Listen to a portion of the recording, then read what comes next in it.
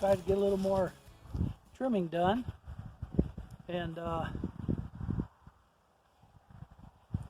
like I always say, I'm not a pro, I'm an amateur, but I've talked with a lot of old timers. I say the first thing to do is get those water sprouts off, the ones that go vertical, and open up the center. Try to get it more sunshine, because photosynthesis is what you need. Also, thinning her down, cutting a lot of those extra branches and all that stuff out of there will give you better fruit, bigger fruit, healthier fruit. If you can have the right amount of fruit and the right amount of sun. What do I know? What the old timers say.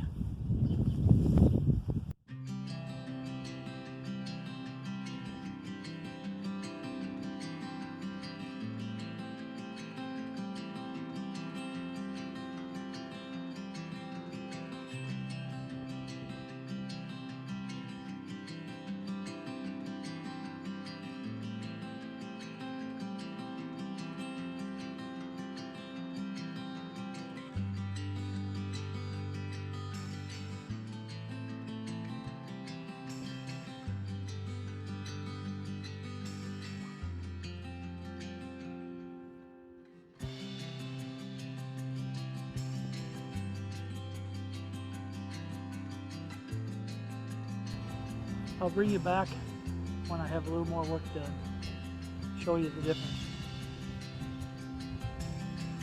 So all the verticals are going to get cut off. Anything that crosses, I have to determine which one I want to cut off, and then thin it down so I get the best exposure of the sun equally around the tree if possible. That's the theory, sticking to it.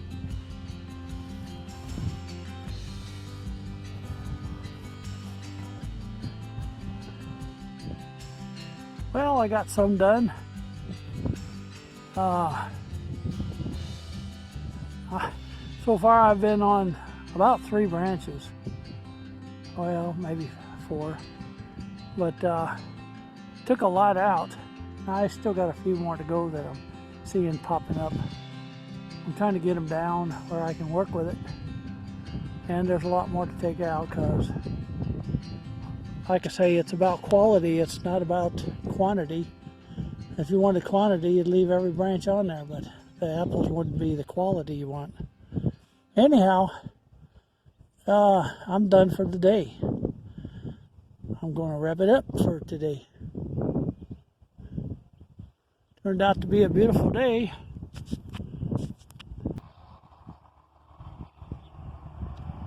Sorry about the wind. I can see those mountains over there.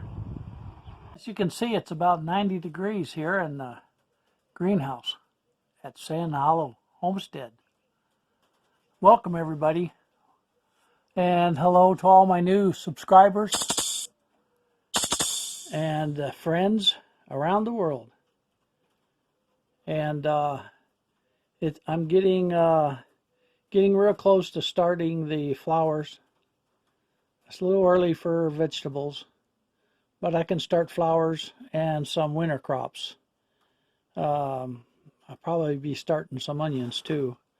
What I have here, and I'm just kind of taking my time doing, is I'm getting, this is beet seed, and this beet seed is the white beets. Now, my son allowed the beets to go to seed, and then he collected the seeds. So this big pile, yeah, it's probably got a few weeds in it too. But I'm pulling out the beets and then just stacking them in that tray there. And then I'll have to sift this and get all the stems and all the junk out to get down to the goody stuff. The seeds, the beet seeds. So I've got lots of pots ready for starting flowers, starting onions and so forth. And what I'll do is sometime this week I'll come out here and start them. Now it's still pretty cold, so I have a heater in here. I'm hoping that it will take care of the temperature in here just to keep it above freezing, and then we can start some seedlings, and hopefully we can get some winter crops started so that I can get them into the garden. Okay, I've been here 10-15 minutes and just knocking the seeds off the branches, and I do have about that much left. There's a few over here that I can play with later, but you can see that there may be a few seeds left on that, but I think I've got the majority of the good ones, the big ones. And these seeds, when you see them that big, that's a pretty good size beet.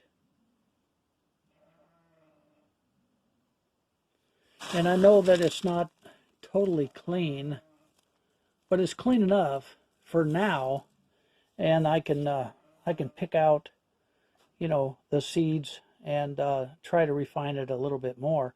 What I did was I put it into this pot right here, okay, and it had those nice big holes.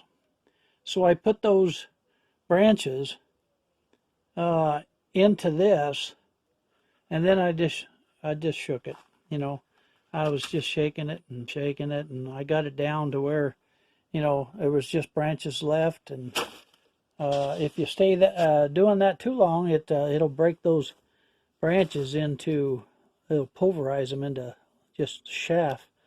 So I have lots of beet seed, and that's just from 1 year and just a few plants, not very many, that Barton put together and put in the greenhouse this winter. So something that you can do in your garden to collect seed and then harvest that seed. Now it's been it had its stratification. I mean, it sat in here and got good and cold, and I'm going to have to test them to see if they're good. I'm assuming they're good, but you got to test them. No matter what, you got to test them. So anyhow, I thought I'd share this little bit with you, and like I say, I will be moving on to planting a few things in the near future. This day's pretty much used up. The sun is getting real close to setting in the west. So from San Hala Homestead, I just thought that I'd share a little bit with you. We'll talk to you later.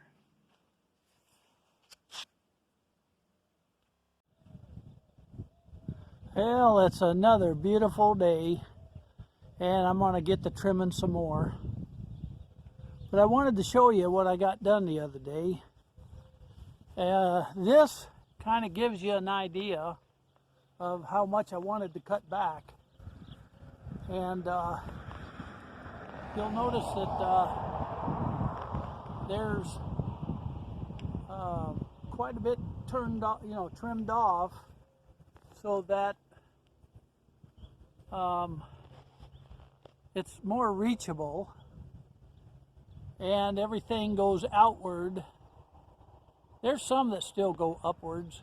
I didn't get 100%, but I got a lot of it, and I'm going to leave the rest might make a couple apples on there.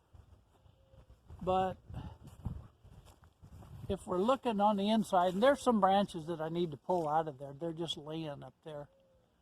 But branches, they do what they're supposed to do. They go upwards. They go up where the sun goes. And it's kind of a competition between each individual branch to get up there and get that sun and make fruit. They're supposed to survive. Just like us, we're in competition. We don't like to admit it, but each one of us want to have the best garden, want to have the best of everything so we can survive. And what's left of this tree is low enough now, and you'll notice that down below here, this is about my face level, and so I don't have a lot of stuff that I'm going to hit my head on when I'm mowing. I do have a tremendous amount of stuff to clean up, but what I've decided is I'm going to cut this into small lengths that I can put in my barbecue pit or barbecuer, and then maybe I can smoke some meat with some of this apple wood. Now, it's not a lot of apple wood, right? This is pretty thin stuff, but you put enough of them together, you're going to have some really good smoke. Do you see how all those branches are vertical? They just go straight up. What that's telling me is that they're doing what God created them to do. Get up there, get that sun, make a bunch of apples. But all of that vertical, it's called water sprouts for a reason, because it's taking the water away from the fruit. So if you want to know why your apples are little tweeny, little bitty old things, and they don't make much, there's hundreds and hundreds and hundreds of apples, but they just don't amount to much. Well, that's the reason why, folks, is because all of these suckers. Now, it may not be your situation, but it sure is mine. So I'm looking at this branch, and like this one right here, that's headed towards this other tree. If it gets high enough, it's going to block the sun from this other side of the tree. So I've got to get that down. I've got to cut that down so that this side of the tree is it's open and it gets sun, but it doesn't block the other side. So now you can see what I've done, and I'm sure there's some folks that know more about trimming than I do, and they're going to say, oh boy, you butchered that sucker. Well, you know, it's kind of like a haircut, a bad haircut. You know, you just wait 2 weeks and it's all right. Well, that's the way it is with these trees, you know. If you don't damage them, if you just cut them back and you leave enough growth on there for the tree to get the photosynthesis it needs, and it'll suck the water up and it'll make more of those water sprouts. But this is opened up and it's thinned down, should do really good. That's if it doesn't get frozen. So that's a little update on our fruit trees. So from Sand Hollow Homestead, there's lots of food in the pantry. We'll see ya at supper time.